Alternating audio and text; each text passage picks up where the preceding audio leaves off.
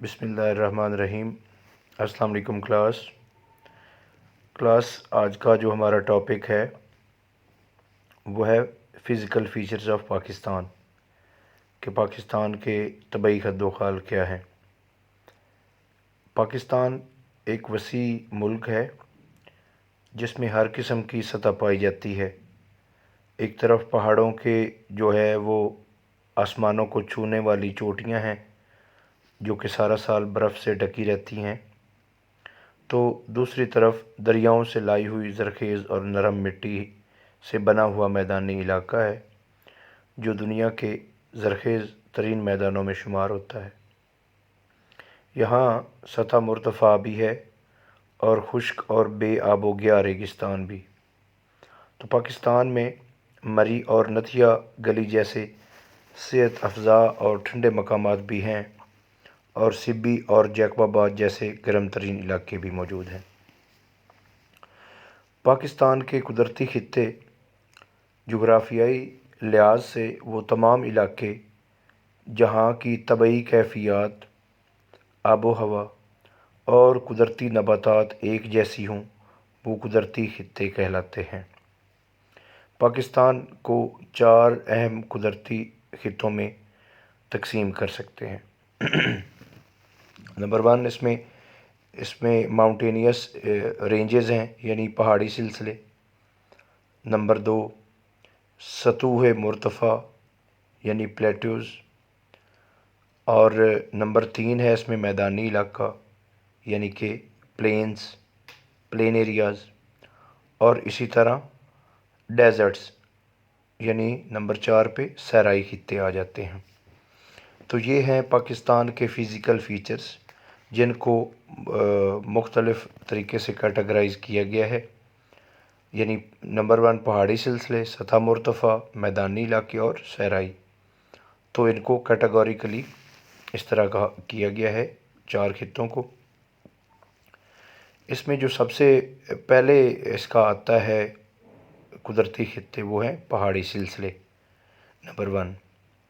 تو خشکی کا وہ خطہ، پہاڑی سلسلے ہیں کہ اصل میں خشکی کا وہ خطہ یا وہ حصہ جو سطح سمندر سے کم از کم 900 میٹر سے زیادہ بلند ہو اور جس کی زمین پتھریلی اور ناہموار ہو، وہ پہاڑی سلسلے کہلاتے ہیں، پہاڑی علاقہ کہلاتا ہے۔ خشکی کا وہ خطہ، سادہ لفظوں میں خشکی کا وہ خطہ جو کہ سطح سمندر سے 900 میٹر سے زیادہ بلند ہو اور اس کی جو زمین ہے وہ پتھریلی ہو اور ہموار نہ ہو، پہاڑ کہلاتا ہے۔ پاکستان کے اسی طرح پہاڑی سلسلوں کو جو ہے 2 حصوں میں تقسیم کیا گیا ہے۔ نمبر 1 اس میں ناردرن ماؤنٹینیس ایریاز ہیں، رینجز ہیں، یعنی شمالی پہاڑی سلسلہ۔ نمبر 2 اس میں ویسٹرن ماؤنٹینیس رینجز ہیں، یعنی مغربی پہاڑی سلسلہ۔ شمالی پہاڑی سلسلہ کیا ہے؟ بر صغیر کے شمال میں ہمالیہ کا بلند و بالا پہاڑی سلسلہ جو ہے وہ ایک کمان کی طرح مغرب سے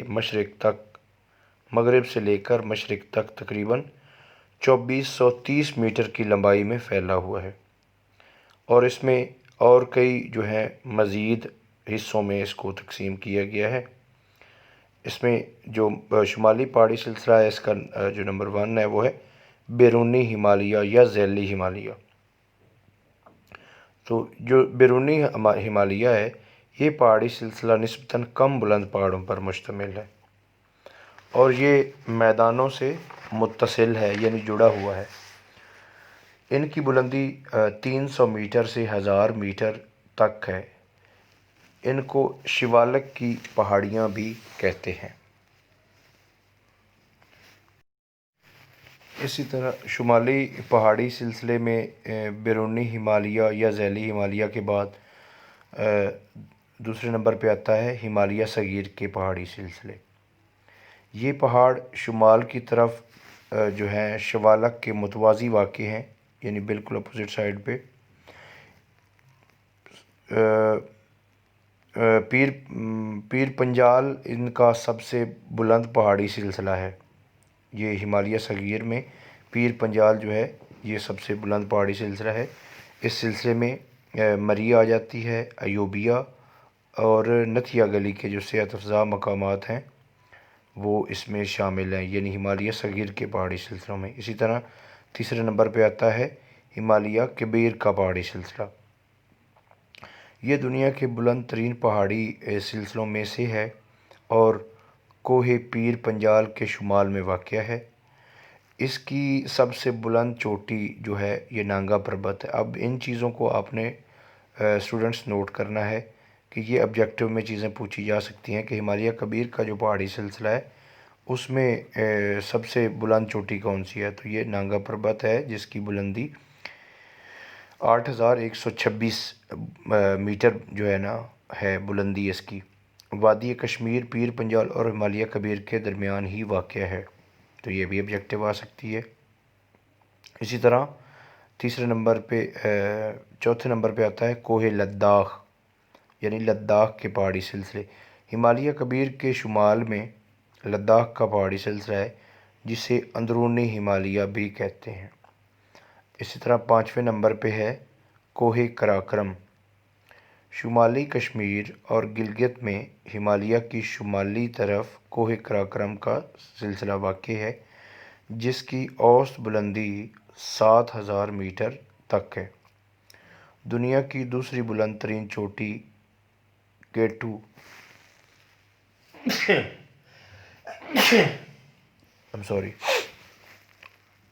جو K2 ہے جسے گوڈون آسٹن بھی کہتے ہیں، اسی سلسلے میں واقع ہے۔ تو یہ اس میں آبجیکٹیو آ سکتی ہے کہ دنیا کی بلند ترین چوٹی جو K2 ہے یہ کن پہاڑی سلسلوں میں ہے، اس کی بلندی کتنی ہے۔ اس کی بلندی 8611 بنتی ہے اور اس کو گوڈون آسٹن بھی کہتے ہیں۔ اس طرح شاہراہ ریشم جسے شاہراہ کراکرم بھی کہا جاتا ہے اسی سلسلہ کو سے گزر کر درہ خنجراب کے راستے جو ہے وہ چین جاتی ہے، تو یہ بھی آبجیکٹیو آ سکتی ہے کہ کس درہ کے تھرو جو ہے یہ شاہراہ ریشم جاتی ہے، یہ درہ خنجراب ہے جو کہ چین سے ملاتا ہے۔ اسی طرح اس کا 6 پوائنٹ جو ہے یہ ہے کوہ ہندو کش۔ یہ سارے شمالی پہاڑی سلسلے ہیں جس میں اس کا ذیلی یا بیرونی ہمالیہ، پھر ہمالیہ صغیر، پھر ہمالیہ کبیر، پھر کوہ لداخ، پھر کوہ کراکرم اور اس کے بعد آتا ہے کوہ ہندو کش۔ کوہ ہندو کش کا سلسلہ کراکرم کے شمال مغرب میں واقع ہے۔ اس کی بلند ترین چوٹی جو ہے وہ ترچ میر ہے۔ کوہ ہندو کش میں سب سے بڑی چوٹی ترچ میر کی ہے جو قریباً 7690 یعنی 7690 میٹر تک جو ہے نا یہ بلند ہے۔ اب ہم ڈسکس کرتے ہیں importance of northern mountainous range, یعنی شمالی پہاڑوں کی جو اہمیت ہے ہم اس کو اب زیر بحث لاتے ہیں۔ تو اس میں نمبر 1 ہے شمالی پہاڑوں کا بلند و بالا سلسلہ وسط ایشیا اور پاکستان کے درمیان جو ہے ایک محفوظ سرحد کا کام جو ہے یہ دیتا ہے، چونکہ جتنے بھی یہ اس کے وسطی ایشیا کے ممالک ہیں یعنی سینٹرل ایشین اسٹیٹس جس میں آذربائیجان، ترکمانستان، تاجکستان، کرغستان، یہ ساری جو اسٹیٹس ہیں یہ ایشیا کے وسط میں واقع ہیں، تو ان کے درمیان اور پاکستان کے درمیان یہ شمالی پہاڑوں کا سلسلہ ہے جس کی وجہ سے ہماری جو سرحد ہے وہ اس سائڈ سے محفوظ ہے۔ چنانچہ بر صغیر شمال کی طرف سے فوجی یلغار سے ہمیشہ بچا رہا ہے، یعنی پرانے دور میں جب حملے ہوتے تھے تو شمال جو ہے وہ اس سائڈ سے جو ہے وہ ہمیشہ سے بچا رہا ہے۔ یہ پہاڑ بیرونی حملہ آوروں کے خلاف قدرتی فصیل کا جو ہے وہ کام دیتے رہے۔ تو اس میں دوسرے نمبر پہ ہے اس کا فائدہ، اس کی اہمیت۔ موسم سرما میں وسط ایشیا کی شدید جو سرد ہوائیں ہیں ان پہاڑوں کو عبور نہیں کر سکتی، اس لیے پاکستان کا علاقہ ان یخ بستہ ہواؤں سے جو ہے وہ محفوظ رہتا ہے۔ نمبر 3 جو شمالی پہاڑ سارا سال برف سے ڈھکے رہتے ہیں جن کی وجہ سے ہمارے دریاؤں کو سارا سال پانی ملتا رہتا ہے۔ چونکہ جب یہ میلٹ ہوتی ہے برف تو وہ ہمارے دریاؤں میں پانی آتا ہے اور اس سے ہمارے میدان اور ہماری فصلیں جو ہے نہری نظام کے تھرو سیراب ہوتی ہیں۔ اس طرح نمبر 4 جو ہے شمالی پہاڑ یعنی بحیرہ عرب اور خلیج بنگال سے اٹھنے والی ہواؤں کو روکتے ہیں اور بارش کا سبب بنتے ہیں۔ نمبر 5 ان پہاڑوں میں عمدہ اور قیمتی لکڑی کے جنگلات جو ہیں وہ بھی پائے جاتے ہیں۔ نمبر 6 شمالی سلسلہ کوہ میں کئی خوبصورت وادیاں اور صحت افزا مقامات ہیں جو سیر و سیاحت کے عام مراکز ہیں۔ ان میں مری، ایوبیہ، نتھیا گلی، ایبٹ آباد، کاغان، سوات اور گلگت زیادہ عام ہیں۔ نمبر 7 پاکستان کے تمام عام دریا اسی پہاڑی سلسلہ سے جو ہے وہ نکلتے ہیں۔ تو اس میں پہلا جو ہے نا یہ شمالی پہاڑی سلسلے کیا کیا ہیں ان کی تقسیم کی گئی ہے، پھر اس کے بعد شمالی پہاڑوں کی اہمیت جو ہے وہ واضح کی گئی ہے۔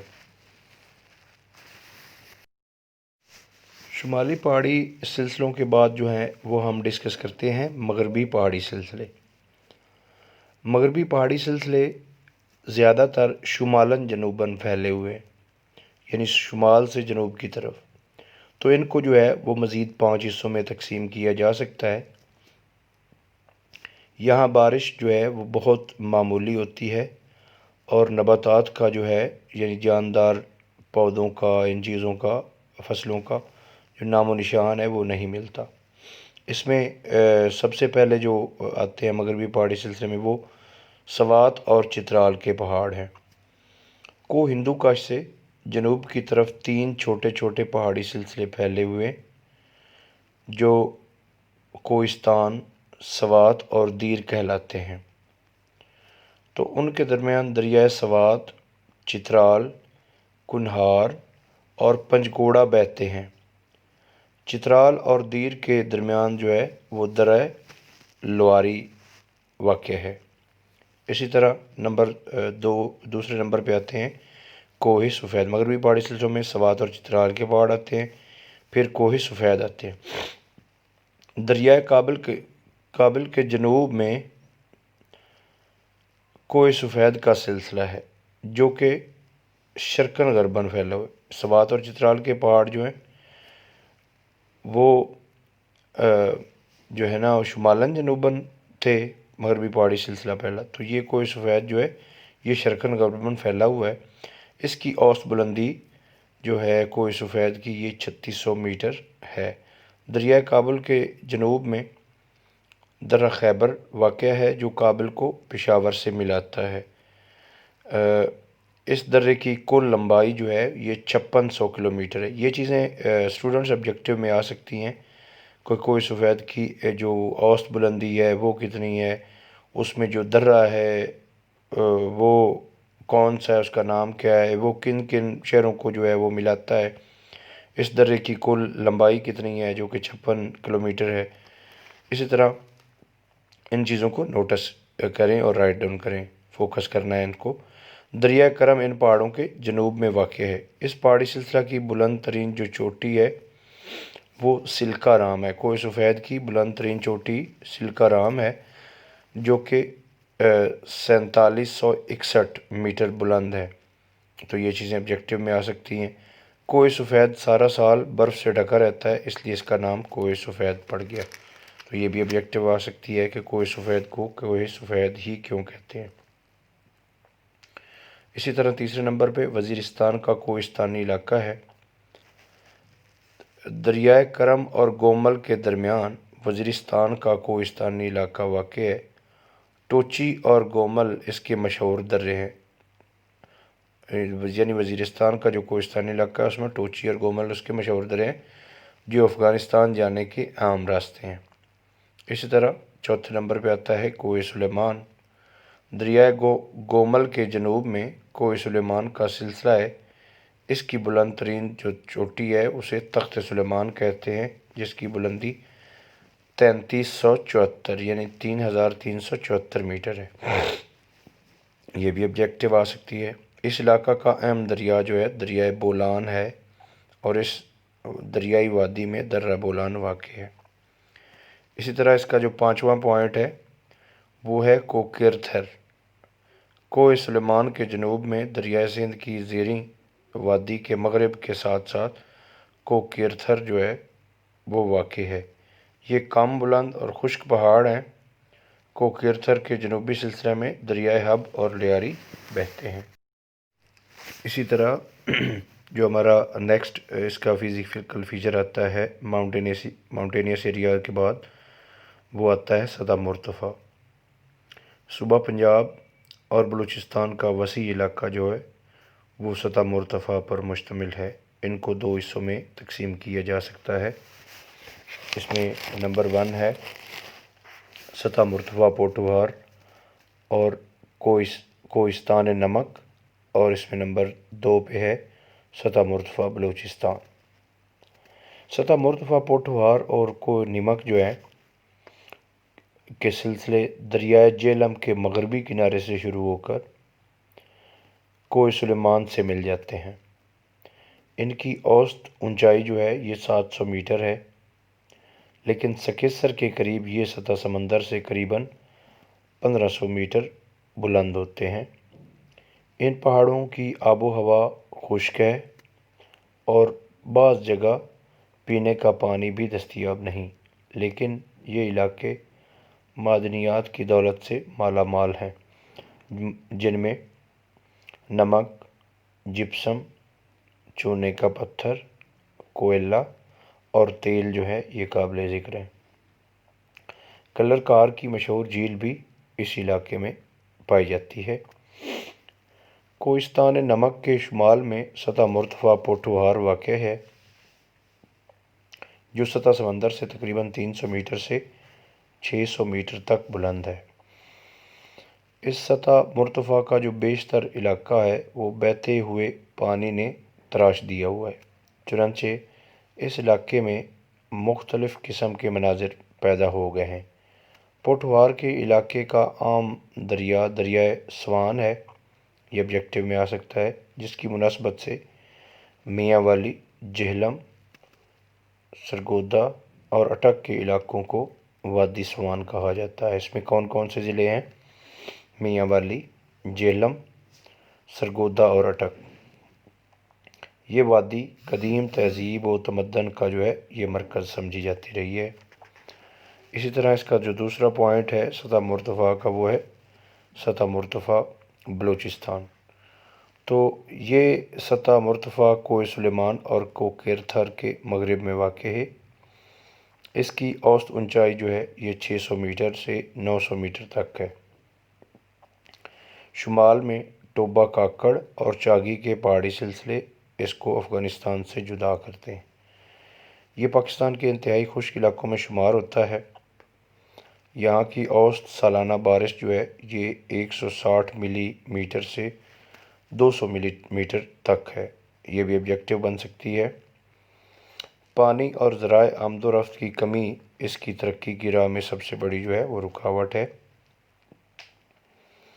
شمال مغربی حصہ زیادہ تر ریگستانی ہے، جس کو صحرائے بلوچستان بھی کہتے ہیں۔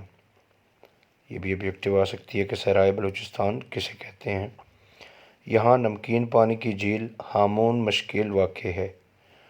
تو ہامون مشکل جھیل جو نمکین پانی کی یہ کہاں واقع سطح مرتفع بلوچستان میں، یہ بھی آبجیکٹیو بن سکتی ہے۔ اس علاقے کا مشہور دریا دریائے زوب ہے۔ بلوچستان میں تانبے، کوئلے، کرومائٹ اور گیس کے وسیع ذخائر جو ہیں وہ موجود ہیں۔ بارش کی قلت کی وجہ سے بیشتر علاقے خشک ہیں۔ کہیں کہیں پہاڑی ڈھلوانوں پر واقع قدرتی چراگاہوں پر بھیڑیں اور بکریاں پائی جاتی ہیں۔ کوئٹہ اور چمن کے علاقوں میں کاریز کے ذریعے جو ہے وہ تھوڑی بہت آبپاشی ہوتی ہے۔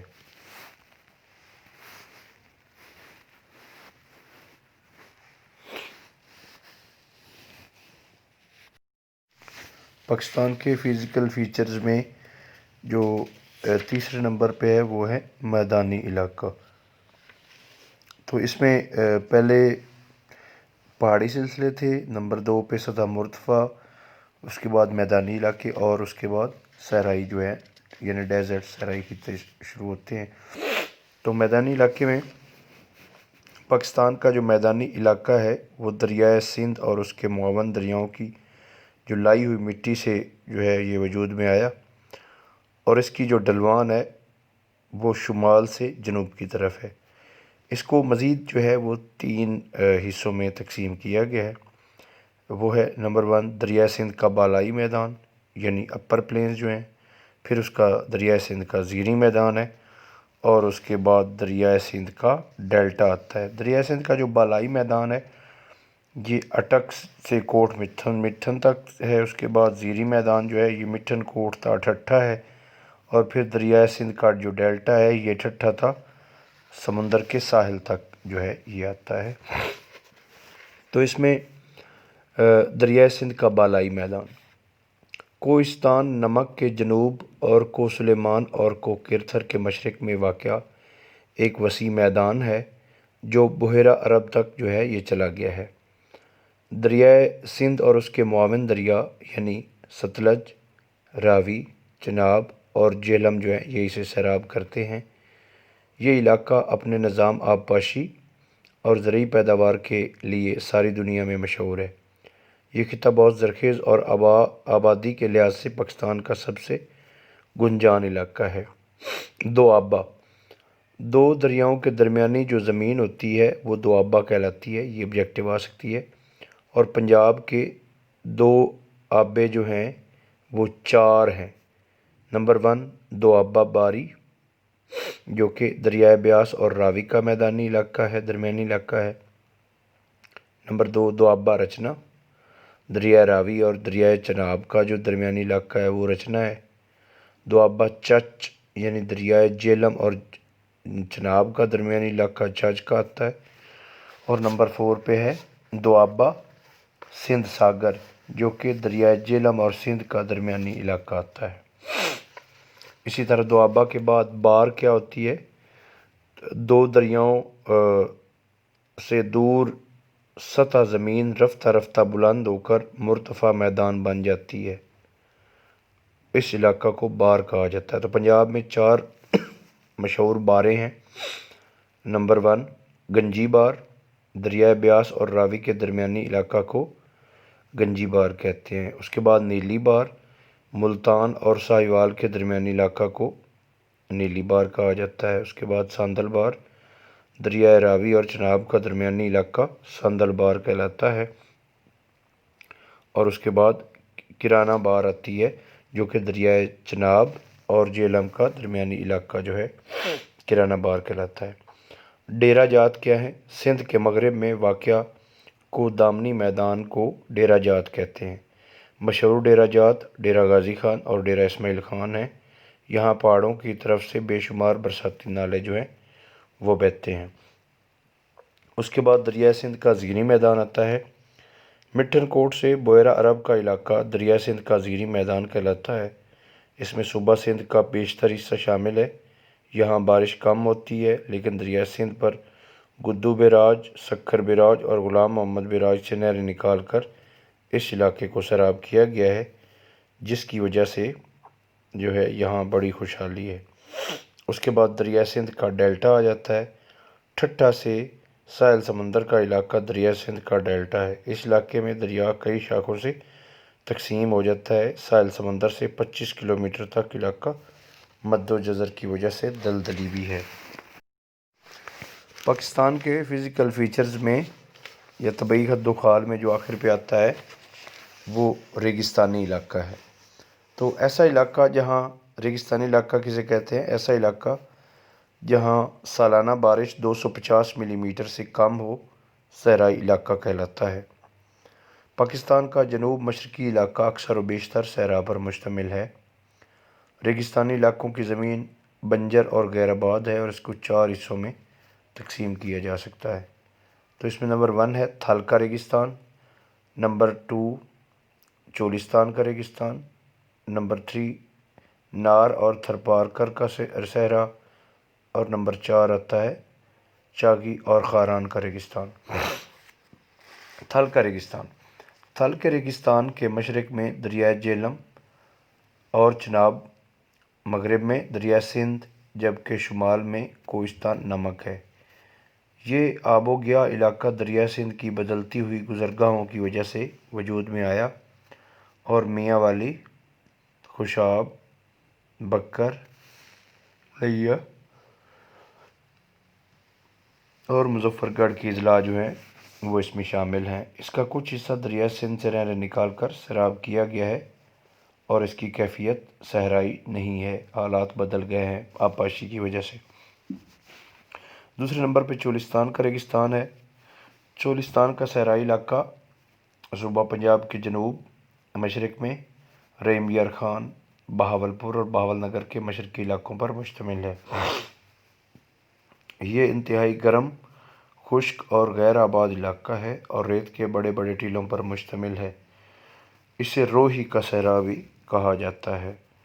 تیسرے نمبر پہ نار اور تھرپارکر کا صحرا ہے. یہ صحرا صوبہ سندھ کی مشرقی سرحد کے ساتھ ساتھ پھیلا ہوا ہے. ضلع خیرپور کے علاقے میں یہ نارا کا ریگستان کہلاتا ہے. شمالی سندھ میں اسے پٹ کا صحرا اور جنوبی سندھ میں تھرپارکر کا ریگستان کہتے ہیں. اس کے بعد چوتھا نمبر جو آخری ہے وہ ہے چاگی اور خاران کا ریگستان. صوبہ بلوچستان کے مغرب میں کوہ چاگی اور سویان کا درمیان کا علاقہ وسیع صحرا ہے. یہ پاکستان کا خشک ترین خطہ ہے. یہاں جھیل ہامو مشکل واقع ہے جو خشک سالی کے دنوں میں ایک چٹیل میدان کی صورت اختیار کر لیتی ہے.